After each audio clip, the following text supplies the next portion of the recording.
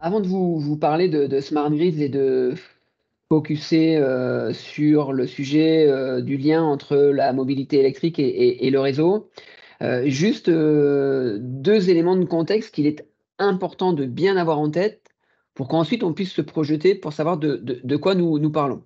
Euh, Tout d'abord, désolé de ne pas être avec vous physiquement. J'aurais bien aimé et j'aurais préféré être physiquement avec vous, mais mon agenda ne me le permettait pas. Alors, la décarbonation de notre planète, vous l'avez compris, elle nécessite d'un côté beaucoup d'énergie renouvelable et d'un autre côté une électrification de nos usages à marche forcée.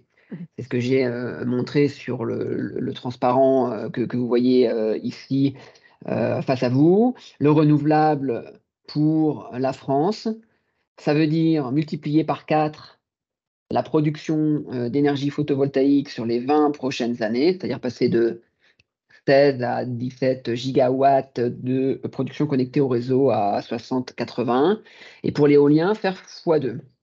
Et pour l'électrification des usages, c'est passer d'une consommation électrique dans la consommation d'énergie totale de l'ordre de 25% aujourd'hui en France à 60%. Pour cela, les investissements sur les réseaux d'électricité vont devoir s'accroître pour la distribution d'électricité. Hein, ce qui concerne la moyenne et la basse tension, on est de l'ordre d'une centaine de milliards d'euros, vous avez bien entendu, d'ici à 2040. Et côté transport, c'est à peu près du même ordre. Les technologies smart grids, tout à l'heure, on vous a donné quelques chiffres sur le marché France. Les technologies smart grids, sur ces investissements, représentent 20%. Là aussi, tout à l'heure, on vous a parlé d'un marché en croissance de 20% par an pour atteindre 6 milliards en 2030 en France. Maintenant, je vous dis que sur l'intégralité des investissements qui vont être consacrés dans les réseaux électriques, 20% minimum concerneront les technologies smart grids et digitales. Donc du coup, les distributeurs et les transporteurs doivent placer au sein même de leur nouveau business use case le sujet de la flexibilité et des données parce que le pilotage évidemment des productions d'énergie renouvelable ne sera pas possible et c'est bien le pilotage des usages et des consommations sur lequel il faudra pouvoir jouer. Alors, un élément de contexte pour que vous ayez en tête de savoir de quel chiffre on parle. Euh, Ce que dit le rapport de RTE qui est paru il y a à peine 2 mois, c'est que pour assurer la sécurité d'approvisionnement à un horizon 2030, il faut faire donc correspondre la production et la consommation en temps réel. Nous n'aurons pas, hormis Flamanville peut-être, de centrales nucléaires connectées, de nouvelles centrales nucléaires connectées au réseau avant 2035. Et que du coup, pour éviter de démarrer des centrales thermiques de pointe pour passer les effets de pic de consommation dus à l'accroissement de l'électrification des usages, il va falloir utiliser du pilotage de la consommation pour réduire la consommation au moment où les réseaux sont les plus contraints. Utiliser ces nouveaux moyens de pilotage de consommation pour abaisser cette consommation au moment où les réseaux sont les plus contraints, fait économiser de l'ordre de 1 milliard d'euros par an. Pour vous donner l'image, donc 1 milliard d'euros par an, par ailleurs, évidemment, ça va éviter de démarrer les centrales les plus charbonnées. Et le sujet de la flexibilité devient une composante, comme je le disais, du mix électrique avec un déploiement obligatoire des différentes solutions de pilotage. Le dernier élément de ce slide, c'est que, évidemment, le sujet du pilotage de la consommation a un impact, et c'est le slide qui est juste après, sur la capacité du consommateur final à accepter ou pas de réduire une consommation. Et du coup, le second asset représenté par les batteries et donc le véhicule électrique devient tout à fait compétitif économiquement. Alors, pour répondre à la question de quoi l'on parle, les smart grids, c'est tout simplement les solutions digitales, donc des capteurs et de l'électronique de puissance, des moyens de communication 2G, 3G, LoRaWAN, NB-IoT, et puis des systèmes informatiques qui permettent d'optimiser les investissements dont je vous ai parlé tout à l'heure, et du coup qui permettent de réduire ces investissements sur le réseau. Mais il y a un élément nouveau qui est à prendre en compte et qui est à prendre en compte sociétalement par l'intégralité du système, c'est que le poids des territoires, il est de plus en plus prégnant. Dit autrement, les collectivités et les politiques ont à leur main des outils pour pouvoir influencer leur choix de territoire, de déploiement de nouvelles technologies pour optimiser les systèmes électriques. Et le second point, c'est les clients, parce que la volonté sociétale d'aujourd'hui fait que globalement sur un territoire, les utilisateurs souhaitent consommer localement de l'électricité qui par ailleurs provient d'une énergie décarbonée. Donc ce sont deux éléments qui sont à prendre en compte quand on réfléchit à l'interaction entre les systèmes électriques, les nouvelles technologies et, on va le voir, la mobilité électrique. Notre association, donc, vous l'avez dit, on est plus d'une centaine de membres. Notre président, c'est le président de RTE, Xavier Pietchavic. Ce qui est important au sein de notre association, c'est que nous avons aussi des membres qui représentent l'État au travers de la Commission de régulation de l'énergie et au travers des ministères de la transition énergétique notamment, grâce à la DGE et DGEC qui représentent l'État. Cette carte, en fait, tout simplement pour que vous compreniez que dans notre écosystème aujourd'hui, nous avons l'intégralité du monde de l'énergie, depuis la production jusqu'à la consommation, et bon an, mal an, un certain nombre d'entreprises du monde du digital. Ce qu'il va manquer dans notre écosystème, c'est ce que vous voyez ici en haut à droite, qui est l'interaction avec ce que je vais appeler une troisième plaque tectonique, qui est le monde de l'automobile. Et je vais vous expliquer plus en détail ce sujet de l'automobile.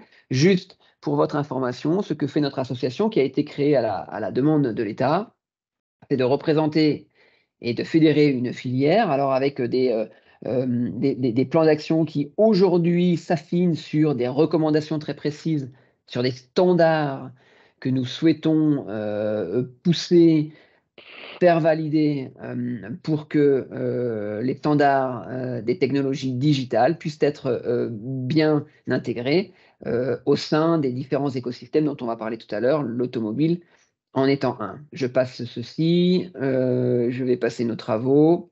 Alors, l'interaction entre le véhicule électrique et les réseaux, elle est clé. Et évidemment, pour y travailler depuis de nombreuses années dans un temps passé, le sujet qui est important, c'est de voir que le véhicule électrique pour le système énergétique est une réelle opportunité. Il ne faut surtout pas le voir comme un frein. Ce sera une opportunité si évidemment, et je suis sûr que ça a été largement traité dans les différents propos qui ont pu avoir lieu auparavant, la recharge des millions de véhicules électriques qui seront présents en France post-2030, peut-être qu'en 2035, on aura 15 millions de véhicules. Si la recharge de ces véhicules électriques est faite en adéquation avec le système électrique. Pour cela, il faut donc qu'il y ait des échanges entre le monde de l'automobile, que ce soit le véhicule, que ce soit la borne, et le réseau. Le premier exemple concret que vous retrouvez évidemment sur ce slide, c'est tout simplement communiquer en France sur les capacités de pilotage que peuvent avoir les véhicules électriques, soit au travers des bornes et ou des compteurs qui appartiennent aux gestionnaires des réseaux de distribution, en l'occurrence pour les petits bâtiments, les compteurs communicants Linky, et le véhicule pour que la recharge des véhicules se fasse au moment où les réseaux sont le moins chargés. Donc aujourd'hui en France, vous le savez, c'est la nuit. Demain, ce sera la nuit et le jour quand on aura énormément de capacité de puissance photovoltaïque sur le réseau. Et je tiens à dire que dans nos communications, Think Smart Grids évidemment pousse pour un pilotage dans un premier temps très simplifié de ces recharges parce que c'est celui qui va avoir le meilleur bénéfice vis-à-vis de la facture des clients. Vous le savez, le delta financier entre les heures creuses et les heures pleines étant de 30% environ, il est évidemment très bon pour la facture du consommateur final de pouvoir recharger en heures creuses. C'est aussi très intéressant pour le réseau puisque c'est le moment où il est le moins chargé. De la même manière, le fait de piloter sa recharge va faire en sorte que le consommateur final ne sera pas obligé d'augmenter sa puissance souscrite et donc d'augmenter son abonnement parce que il aurait eu à démarrer tous ses usages au même moment et du coup aurait dû souscrire une puissance supérieure. Ce qui est indiqué sur le bas de ce slide, c'est que évidemment il y a des systèmes plus complexes qui vont voir le jour et vous en avez aussi beaucoup parlé sur tout ce qui touche au V2X.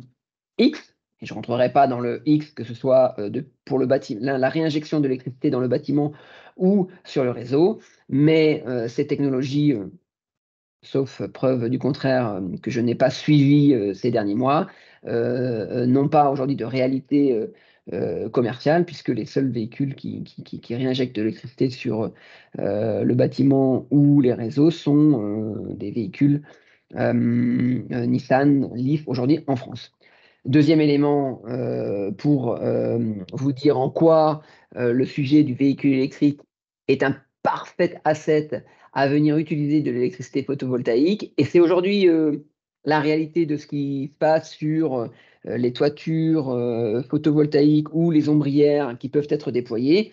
C'est finalement de venir recharger son véhicule électrique quand il y a de la production solaire. Évidemment, pour ceux qui ont la chance d'avoir des panneaux photovoltaïques, ça veut dire que on va perdre en obligation de rachat de cette électricité photovoltaïque qui va être non plus réinjectée sur le réseau, mais utilisée par le véhicule électrique. Donc c'est une perte. Néanmoins, évidemment, puisque cette électricité aura servi à recharger son véhicule, c'est une recharge que nous n'aurons pas à réaliser par la suite. En quoi, évidemment, les échanges entre les énergéticiens et le monde de l'automobile sont importants. Si les énergéticiens et les gestionnaires de réseau ne sont pas capables de savoir qu'on va être capable de piloter X véhicules ou d'utiliser de la production photovoltaïque pour recharger des véhicules électriques, alors évidemment, le dimensionnement et les investissements ne peuvent pas évoluer. Et c'est en ça, finalement, que les échanges entre le monde de l'automobile et les gestionnaires de réseau pour standardiser les interfaces et les échanges est tout à fait primordial. On travaille dans notre association beaucoup à standardiser les échanges de communication entre les bâtiments tertiaires et les gestionnaires des réseaux d'électricité au travers de standards qui sont encore à maturer. Il doit être de la même manière, on doit échanger de la même manière entre le monde de l'énergie et les acteurs du monde de l'automobile pour justement que ces standards deviennent réalité. C'est notamment des sujets qui seront traités dans le cadre du projet Mobena pour lequel vous êtes aujourd'hui tous réunis. Voilà, mon propos, c'est de vous dire qu'en France, on a des leaders mondiaux. Nous souhaiterions vraiment que la France prenne le lead de ces structures et infrastructures et standards d'échange entre les infrastructures du monde de l'automobile et de l'énergie pour faire éventuellement évoluer les règles et les lois qui, par ailleurs, évoluent déjà dans le bon sens sur tout ce qui touche au pilotage de la recharge. Et puis évidemment, Mobena, c'est un élément extrêmement important pour ne pas réfléchir seul, mais collectivement. C'est ce qu'on fait au sein de notre association.